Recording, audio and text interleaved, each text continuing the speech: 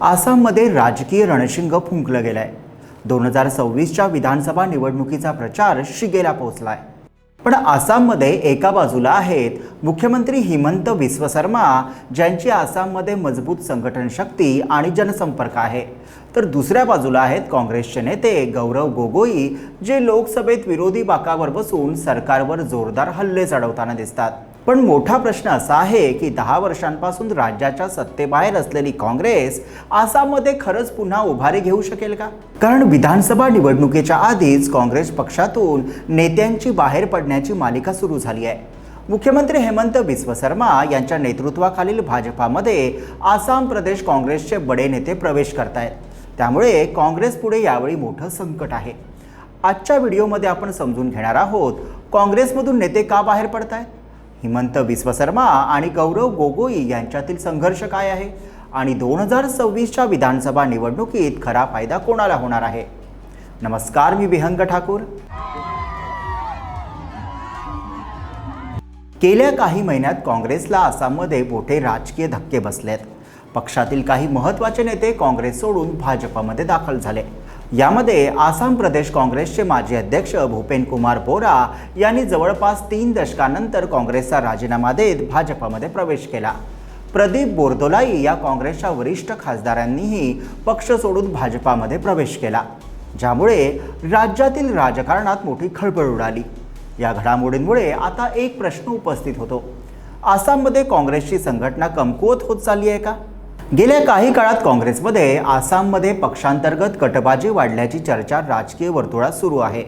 खास करून काँग्रेस पक्षाचे दिवंगत नेते तरुण गोगोई हे आसाममध्ये पक्षाचे प्रमुख चेहरा होते। त्यानंतर त्यांचे पुत्र गौरव गोगोई यांच्या रूपाने युवा नेतृत्व काँग्रेसला मिळालं। गोगोई परिवार आणि गांधी परिवार यांचे जवळचे संबंध आहेत, त्यामुळेच काही नेत्यांच्यामध्ये पक्ष नेतृत्वाकडून गौरव गोगोई यांना अधिक महत्त्व दिलं गेल्याने राज्यातील इतर काँग्रेसचे नेते नाराज झाले। त्यातच गौरव गोगोई यांची आसाम काँग्रेस अध्यक्षपदी नियुक्ती झाल्यानंतर निवडणूक रणनीती आणि संघटनात्मक निर्णयांमध्ये त्यांची भूमिका अधिक मजबूत झाल्याचं मत आहे। त्यामुळेच पक्षातील काही गट नाराज असल्याची चर्चा होत असून हेच काँग्रेसमधील अंतर्गत मतभेदाचं एक मोठं कारण मानलं जात आहे।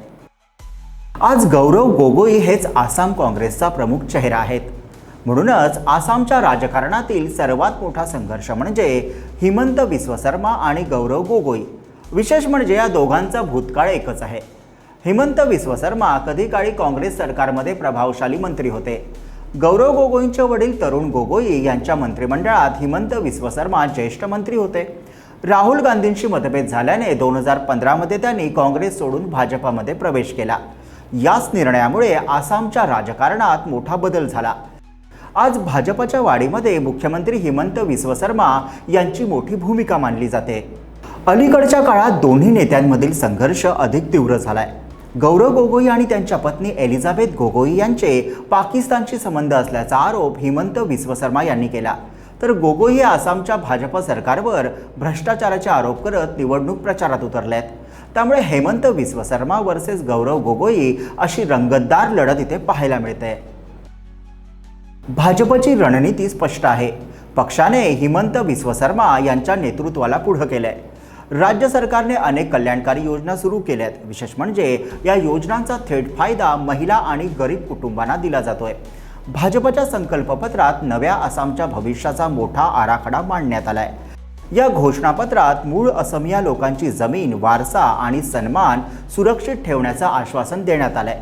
तथाकथित लँड जिहादच्या धोक्याला तोंड देण्यासाठी कडक उपाययोजना करण्याचंही आश्वासन देण्यात आलंय।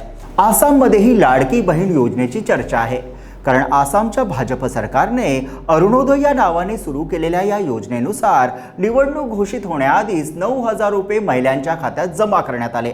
थोडक्यात काय, महिलांना या योजनेत दरमहा 3,000 देण्याचं वचन देण्यात आलंय। या संकल्पपत्रात एकूण 31 मोठी वचनं देण्यात आली आहेत। त्यामध्ये बांगलादेशी अतिक्रमणातून जमीन परत मिळवणे, आदिवासी समुदायाला काही सवलती देत समान नागरी कायदा लागू करण्याचं आश्वासन भाजपनं दिलंय। विकासासोबत हिंदुत्वाचा अजेंडा भाजप आसाममध्ये राबवत आहे आणि मुख्यमंत्री हिमंत बिस्व शर्मा यांची बांगलादेशी घुसखोरांविरोधातील भूमिका पाहता त्यांची ओळख आता आसामचे हिंदू हृदय सम्राट झाली आहे असं म्हटल्यास वावगं ठरणार नाही। आसाममधील विधानसभेच्या 126 जागांसाठी काँग्रेस आणि भाजपमध्ये प्रमुख लढत असली तरी भाजपने मित्रपक्ष आसाम गण परिषद आणि UPPL यांना सोबत घेत युती करून निवडणूक लढवते.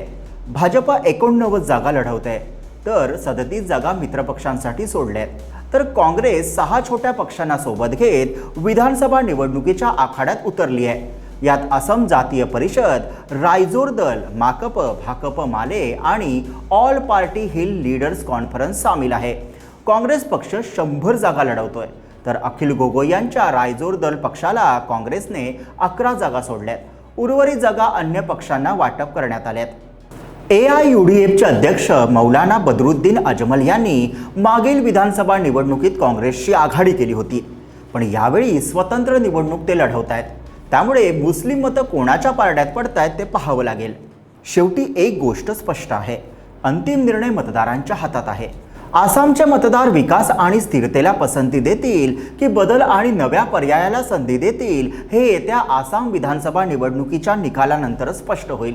त्यामुळे ही निवडणूक केवळ 2 पक्षातील राजकीय स्पर्धा नाही, तर आसामच्या भविष्यासाठीची मोठी राजकीय लढाई ठरणार आहे. तर तुम्हाला काय वाटतं?